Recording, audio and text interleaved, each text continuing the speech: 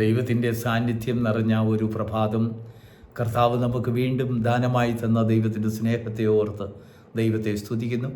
പ്രഭാത സന്ദേശം കേൾക്കുന്ന എല്ലാ ദൈവമക്കളെയും കർത്താവ് ധാരാളമായി അനുഗ്രഹിക്കുമാറാകട്ടെ. ഇന്ന് നമുക്ക് ചിന്തയ്ക്കായി നൽകിയ വേദഭാഗം അപ്പോസ്തലപ്രവൃത്തി 7-ാം അധ്യായത്തിൻ്റെ 33-ാം വാക്യം.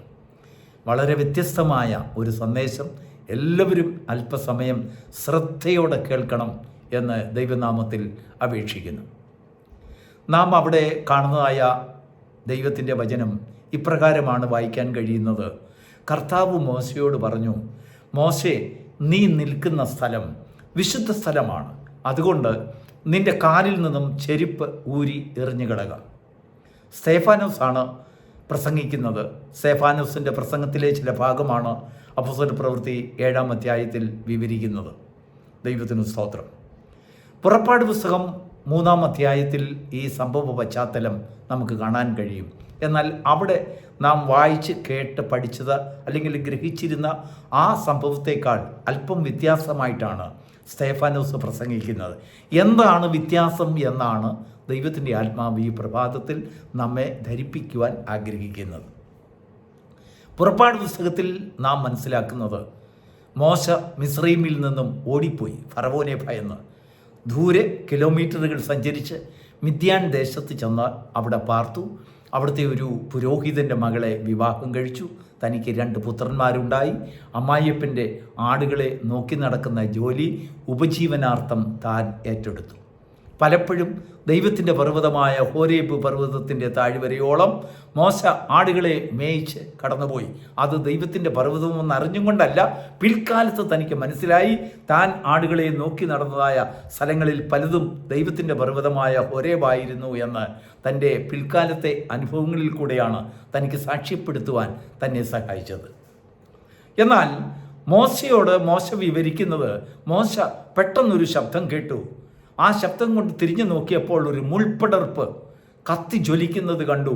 സംഭവത്തെ നേരിട്ടറിയുവാൻ മോശ അടുത്ത് ചെന്നുപോലും ദൈവം അവനോട് പറഞ്ഞു, അടുക്കരുത്, നീ നിൽക്കുന്ന സ്ഥലം വിശുദ്ധ ഭൂമിയാകിയാൽ നിന്റെ കാലിൽ നിന്ന് ചെരുപ്പൂരി എറിഞ്ഞു കളക. ഇവിടെ നിന്നും സ്തേഫാനോസ് വിവരിക്കുന്നത് വ്യത്യസ്തമായ ഒരു സംഭവമാണ്. സ്തേഫാനോസ് പറയുന്നു, ഈ മോശം നിന്നതായ സ്ഥലം മിദ്യാൻ ദേശത്തിലെ അല്ലെങ്കിൽ മിദ്യാൻ മരുഭൂമിയുടെ അടിവാരം.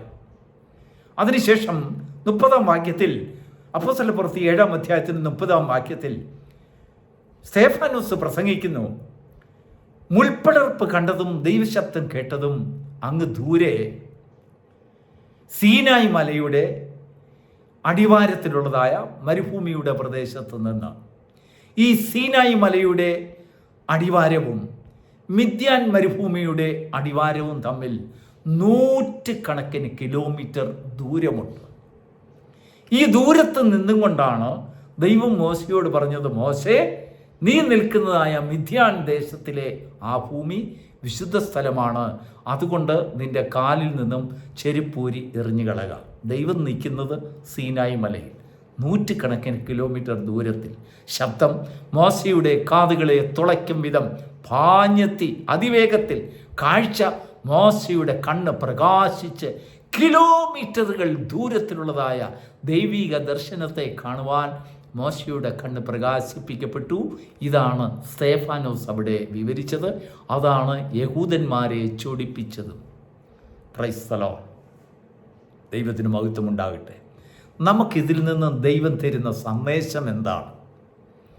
നിന്റെ കഷ്ടതയിലും നിന്റെ മരുഭൂമിയുടെ അവസ്ഥയിലും നിന്റെ നിന്ദയിലും പരിഹാസത്തിലും ഇല്ലായ്മയിലും ദാരിദ്ര്യത്തിലും വേദനയിലും ദുഃഖത്തിലും രോഗത്തിലും നീ എവിടെയായിരുന്നാലും, നിന്റെ ഭവനത്തിലാണോ, നിന്റെ ജോലി സ്ഥലത്താണോ, നിന്റെ ആരാധന സ്ഥലത്താണോ, നീ രോഗിയായി കിടക്കുന്ന കിടക്കയിലാണോ, ആപത്ത് ഘട്ടങ്ങളിലാണോ, എവിടെയായിരുന്നാലും ദൈവശബ്ദം നിമിത്തവും നീ കാണുന്ന ദൈവിക ദർശനവും നിമിത്തവും നീ നിൽക്കുന്ന സ്ഥലം ദൈവം വിശുദ്ധ ഭൂമിയായി പ്രഖ്യാപിക്കും. മനസ്സിലായവർക്കായി ദൈവത്തെ സ്തുതിക്കുന്നു. നീ നിൽക്കുന്ന സ്ഥലത്തിൻ്റെ പ്രത്യേകതയല്ല, നീ കേൾക്കുന്ന ശബ്ദത്തിൻ്റെ പ്രത്യേകത, നീ കാണുന്ന കാഴ്ചയുടെ പ്രത്യേകത, അത് ദൈവിക ദർശനമാണ്, അത് ദൈവിക ശബ്ദമാണ്. നോക്കൂ, മിദ്യാൻ ദേശത്ത് മോശ കണ്ടതായ ആ മുൾപടർപ്പിൻ്റെ അനുഭവവും അല്ലെങ്കിൽ മോശ കണ്ടതായ ആ ശബ്ദം നിമിത്തമുള്ളതായ വിശുദ്ധ ഭൂമി എന്ന് പ്രഖ്യാപിക്കപ്പെട്ടതായ ആ പ്രഖ്യാപിതവും മോശ അവിടെ നിന്ന് മിസ്രൈമിലേക്ക് പോയപ്പോൾ മിദ്യാൻ ദേശത്ത് പിന്നെ വിശുദ്ധിയുടെ സ്ഥാനം നിന്നില്ല. മോശയോടൊപ്പം ആ വിശുദ്ധിയുടെ സ്ഥലത്തിൻ്റെ ആ പ്രാധാന്യത സഞ്ചരിക്കുകയുണ്ടായി. നീ മിസ്രൈമിലാണെങ്കിൽ അവിടം ദൈവത്തിൻ്റെ വാസസ്ഥലമാണ്, വിശുദ്ധ ഭൂമിയാണ്. നീ കഷ്ടതയിലാണോ, മരുഭൂമിയിലാണോ, അവിടെ ദൈവത്തിൻ്റെ വാസസ്ഥലമാണ്. നീ ഉള്ളിടത്ത് നിന്റെ ദർശനത്തിനനുസരിച്ച്, നീയും ദൈവമായിട്ടുള്ള ബന്ധത്തിനനുസരിച്ച് നീ നിൽക്കുന്ന ഭൂമി വിശുദ്ധ ഭൂമിയായി പ്രഖ്യാപിക്കപ്പെടുന്നു. നീ അവിടെ നിന്ന് മാറുമ്പോൾ അവിടെയൊക്കെയും വരുന്നു. നീ ഉള്ളിടത്ത് കർത്താവ് വരുന്നു. നീ ഉള്ളിടത്ത് ദൈവം നിന്നെ തേടി വരികയാണ്, നിന്നെ ശബ്ദം കേൾപ്പിക്കുവാൻ. മിദ്യാൻ ദേശത്തായതുകൊണ്ട് ദൈവത്തിൻ്റെ ശബ്ദം അന്യമായി പോകുന്നില്ല. സീനായ് മലയുടെ അടിവാരത്തിൽ നിന്ന് ശബ്ദം നിന്നെ തേടിയെത്തും. Praise the Lord. ഇതാണ് സ്തെഫാനോസ് പ്രസംഗിച്ചത്. അത് യഹൂദന്മാർക്ക് കേട്ടപ്പോൾ അവർക്ക് കോപാകുലരായി. സാലമോന്റെ ആലയത്തെക്കുറിച്ചും ദാവീദ് പണിത ആലയത്തെക്കുറിച്ചുമൊക്കെ കേട്ടപ്പോൾ അവരിൽ കോപം ജ്വലിക്കുകയുണ്ടായി. അവർ പഠിച്ചതിൽ നിന്ന് വ്യത്യാസം, നാമും പഠിച്ചതിൽ നിന്നൊക്കെ വ്യത്യസ്തമാണ്. നാം പഠിച്ചത് മിദ്യാൻ ദേശത്ത് മുൾപടർപ്പ് കത്തുന്നതായിട്ടാണ് നാം പഠിച്ചിരുന്നത്.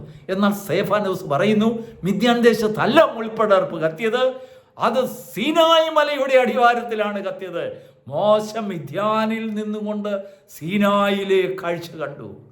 Praise the Lord. നൂറ്റുകണക്കിന് അതിൻ്റെ ഇൻ്റർനെറ്റിൽ നാം ചെക്ക് ചെയ്താൽ സീനായ് മലയുടെ അടിവാരവും മിദ്യാൻ ദേശവും തമ്മിൽ നൂറ്റുകണക്കിന് വ്യത്യാസമുണ്ട്, ദൂരമുണ്ട്. ഈ ദൂരം ദൈവത്തിൻ്റെ വാക്കുകൾക്കും ശബ്ദത്തിനും ദൈവത്തിന് നിന്നോടുള്ളതായ ബന്ധത്തിനും തെരഞ്ഞെടുപ്പിനും ദൂരം പ്രശ്നമല്ല, മേഖല പ്രശ്നമല്ല, മണ്ഡലം പ്രശ്നമല്ല, സ്ഥലം പ്രശ്നമല്ല, ഭാഷ പ്രശ്നമല്ല, കുടുംബം പ്രശ്നമല്ല, വിദ്യാഭ്യാസം പ്രശ്നമല്ല, നിന്റെ യോഗ്യത പ്രശ്നമല്ല, നിന്റെ കഴിവ് പ്രശ്നമല്ല. നിന്നെക്കുറിച്ചുള്ളതായ തെരഞ്ഞെടുപ്പാണ് പ്രത്യേകത. അവിടെയാണ് സ്ഥാനം. ദൈവത്തിന് സ്തോത്രം. നിന്നെ അശക്തനാണെങ്കിലും നിന്നെക്കൊണ്ട് കഴിയത്തില്ലെങ്കിലും എന്നെ ശക്തനാക്കുന്നവന് മുഖാന്തരം ഞാൻ സകലത്തിനും മതിയാകുന്നതിനുമെന്ന് നിന്നെക്കൊണ്ട് സാക്ഷ്യപ്പെടുത്തുവാൻ ദൈവത്താൽ സാധിക്കും. ദൈവം പറയുകയാണ്, നീ നിൽക്കുന്ന സ്ഥലം വിശുദ്ധ ഭൂമിയാണ്. മോശയ്ക്ക് അതിശയമായി പോയി. മിദ്യാൻ ദേശം ദൈവത്തിൻ്റെ വാസസ്ഥലമോ? അതെങ്ങനെ വിശുദ്ധമാകും? പിന്നീടാണ് മോശയ്ക്ക് മനസ്സിലായത്, ഞാൻ എവിടെയൊക്കെ പോകുന്നോ അവിടെയൊക്കെയും ദൈവം എൻ്റെ കാലടികൾ വിശുദ്ധമാകുന്നു. നീ കാൽ വയ്ക്കുന്ന ദേശമൊക്കെയും ഞാൻ നിനക്ക് തരാമെന്ന് പറഞ്ഞതായ ദൈവത്തിൻ്റെ വാഗ്ദത്തം. മോശ പടിപടിയായി ദൈവത്തിൽ നിന്ന് പഠിക്കുവാൻ തുടങ്ങി, ദൈവത്തോടൊപ്പം നടക്കുവാൻ തുടങ്ങി. എത്ര മാധുര്യകരമായ ക്രിസ്തീയ ജീവിതം! ഇതാണ് ദൈവത്തിൻ്റെ ആത്മാവി പ്രഭാതത്തിൽ നമ്മോട് സംസാരിക്കുന്നത്, നമ്മെ പഠിപ്പിക്കുന്നത്, നമുക്ക് ദാനമായി തരുന്നത്. എന്താണെന്നറിയാമോ? നാം എവിടെയായിരുന്നാലും, നമ്മുടെ ഭവനത്തിലാണെങ്കിലും ദൈവശബ്ദ നിമിത്തവും നാം കാണുന്ന കാഴ്ച നിമിത്തവും നമ്മുടെ ഭവനം ദൈവത്തിൻ്റെ വാസസ്ഥലമാകുന്നു, വിശുദ്ധ സ്ഥലമാകുന്നു.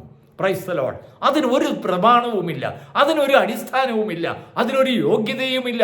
പക്ഷെങ്കിൽ ഒരു യോഗ്യതയുമില്ലാത്ത നിന്നെ ദൈവം തൻ്റെ വാസസ്ഥലമാക്കേണ്ടതിന്, വിശുദ്ധമാകേണ്ടതിന് ഒരു ക്വാളിഫിക്കേഷൻ നോക്കാതെ, ആരുടെയും അഭിപ്രായം കൂടാതെ ദൈവം നിന്നെ തേടി വന്നു. കർത്താവ് പറയുന്നു, നിങ്ങൾ എന്നെ തേടി വന്നതല്ല, ഞാൻ നിങ്ങളെ തിരഞ്ഞെടുത്തു. നിങ്ങൾ എന്നെ അന്വേഷിച്ച് കണ്ടെത്തിയില്ല, പക്ഷെങ്കിൽ ഞാൻ നിങ്ങളെ അന്വേഷിച്ച് കണ്ടെത്തിയത് നിമിത്തം ഇപ്പോഴിതാ നിങ്ങളും ഞാനുമായി ബന്ധപ്പെട്ടിരിക്കുന്നു. Praise the Lord. ദൈവത്തിന് മഹത്വം ഉണ്ടാകട്ടെ. ഈ പ്രഭാതത്തിൽ ദൈവത്തിൻ്റെ സ്നേഹത്തെ, ദൈവത്തിൻ്റെ ആ സാന്നിധ്യത്തെ തിരിച്ചറിയുവാൻ ഭാഗ്യം ലഭിച്ച ദൈവമക്കളെ ഓർത്ത് ദൈവത്തെ സ്തുതിക്കുന്നു. നീ ഏത് മരുഭൂമിയിലായിരുന്നാലും, സീനായ് മരുഭൂമിയിലാകട്ടെ, മിദ്യാൻ ദേശത്താകട്ടെ, സൗദി അറേബ്യയുടെ ഭാഗത്താകട്ടെ, ഗൾഫിൻ്റെ പല മേഖലയിലുമാകട്ടെ, അമേരിക്കയിലാകട്ടെ, യൂറോപ്പിലാകട്ടെ, ഐസ്ലാൻഡിലാകട്ടെ, എത്ര വലിയ ദൂരമാണെങ്കിലും ശരി, ദൈവശബ്ദത്തിന് നീ നിൽക്കുന്ന സ്ഥലത്തിൻ്റെ ദൂരം പ്രശ്നമല്ല. നിന്നെ തേടി, നിന്റെ ഹൃദയത്തെ തേടി ദൈവം നിന്നെ സ്നേഹിക്കുന്നുവെങ്കിൽ നീ നിൽക്കുന്ന സ്ഥലം തേടി ദൈവം വരും. നിന്റെ കണ്ണുകൾക്ക് എത്ര വിദൂരമാണെങ്കിലും അതിനെ ദൈവത്തിൻ്റെ സാന്നിധ്യത്തെ കാണുവാൻ തക്കവണ്ണം നിന്റെ കണ്ണുകൾ പ്രകാശിപ്പിക്കപ്പെടും. ഈ ഭാഗ്യം നിനക്കും നിന്റെ കുഞ്ഞുങ്ങൾക്കും നിന്റെ തലമുറകൾക്കും ദൈവം ഈ പ്രഭാതത്തിൽ വാഗ്ദത്തം ചെയ്യുന്നു. God bless you.